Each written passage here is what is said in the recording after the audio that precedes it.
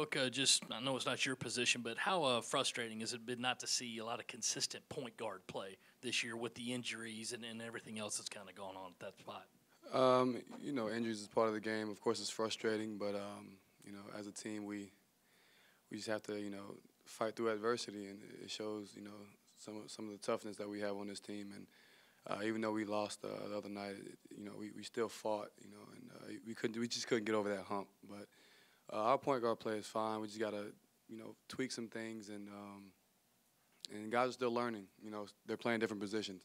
Even though Wes played point guard at Maine, he's playing it's a totally different role here at South Carolina, and Sonny didn't really play point guard last year at all. So it's a different role, but they're coming along, and I have faith in that they'll figure it out, as the games go by. Do you know how many charges you've taken this season, and is that something you've done throughout your career? I don't really count, my charges. I see an opportunity to try to take a charge, and I do, and give my team another opportunity to, try to score the ball. And I think last year at Florida Atlantic, I kind of took pride, in trying to take charges and trying to help my team, and it hasn't changed this year. I mean, I'm not the best on-ball defender, but I know when and where to try to take a charge. And playing with Chris Silva is kind of easy because he's so athletic, and he can block so many shots that if you do get beat, you have faith that he's right there with you. And I'm not used to that. I haven't been played with the guys that really can do that well like he does, and so I'm still adjusting to that. But taking charge is something that I do take pride in now. That it gives us another opportunity to score the ball. Frank, I know in talking to you before, you said that Frank's defense was unlike anything else you'd ever seen, and he just told us that not only for you but everyone who comes in, they teach it differently. How comfortable are you now in this defense? I'm pretty comfortable now. Still learning a little bit, but I know the basics enough to get me to where I'm in the right spot.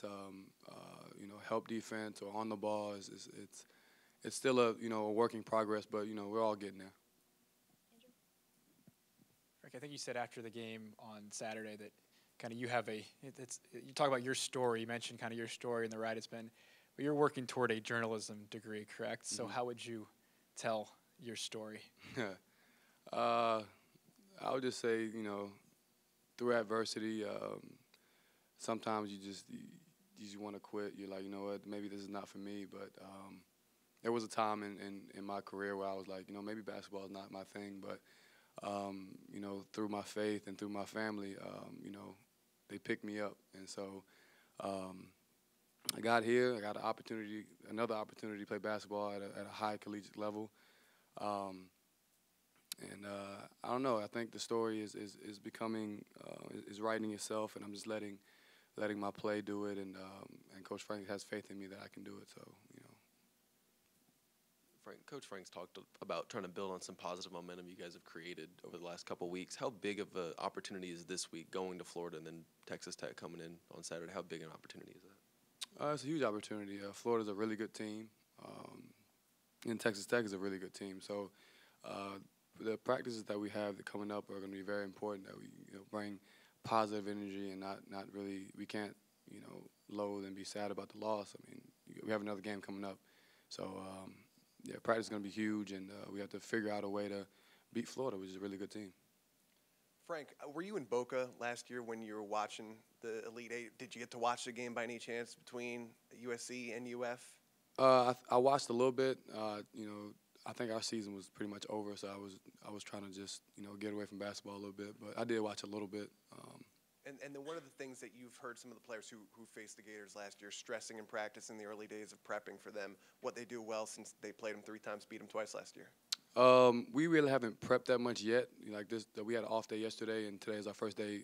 But talking to them, they're a pretty tough team. They have certain people that score the ball, so we have to keep our eye on them. And it's like I said, every year, even though it's the same people on the team, it's a different team. Like we have a different team, we have different people. Even when it's the same people, it's a totally different team with different roles.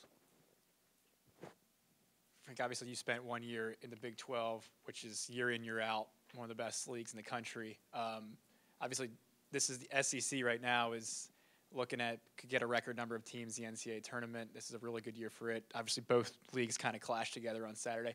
Now that you've gotten 7 games in the SEC, you've played a year in the Big 12. How would you kind of compare the competition level and will Saturday kind of be fun to look to see how these teams go against each other? That's a great question. It's been a few years since I've been in the Big 12, but it's around the same. I mean, it's every single game is a dogfight, and you can't go into any game thinking, oh, we've beaten them before, or we'll do it again. Like you can't have that mindset. It's a totally different. It's a clean slate. It's a new year. You have to just go in and play ball and just hope that you execute well enough to come out on the winning side. Coach also said that with freshmen, they kind of get wrapped up in wins and losses a little bit more than some of you older guys do. Do you kind of take it upon yourself in practice to make sure those guys are staying focused on the next game? And how hard is that to do as a freshman to move on? Not gonna lie, the one that we lost the other night, it hurt me a little more than the other losses. I don't know why. Maybe because we were right there and we couldn't get over that hump. But I'm always talking to my freshmen, just telling them that you can't sit and mope about the loss because we have another game coming up. It's a few days. We look at film, we see what we did wrong. We have to learn from it, and from there, if we don't learn from it, then that's when the problems come. But my freshmen, they're really good at listening and taking in what we have to say and trying to put that into their game. How much, I guess, teaching is being done this deep in the season versus actual preparation for games? Because with you guys having such young guys, I think that you're almost kind of trying to build not just for this year but for the future as well. I want to say it's more preparation. This team is grown a lot. Just looking now that I'm on the bench and just watching, like things that we did earlier in the season, we're not really doing like now, and it's really fun to see how much we've grown defensively and offensively. Yeah, like I said, it's more preparation. We're just trying to focus on our opponent, see what they do well, and then what we do well, and try to just get a dub.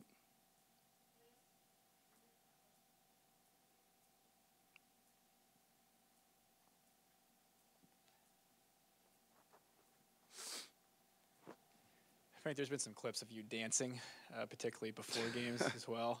How long does that go back to, and how quickly could you kind of put on that type of personality with your new team here? And is that part of a pregame ritual now all the time? I've been dancing pretty much all my life. I like music. But my freshman and sophomore year. By the way, I played 2 years in the Big 12. I played my freshman and sophomore year. My teammates always look for me like before games to get them revved up, get them hyped up. But this year it's just I'm older now. I still like dancing, but it's a little less than I did my previous years. But it's not really a ritual. It's just something. If I hear something I like, I just move. It's something that is in me. I can't really help it. Nah. I got it on lock. It's all me. Thank you.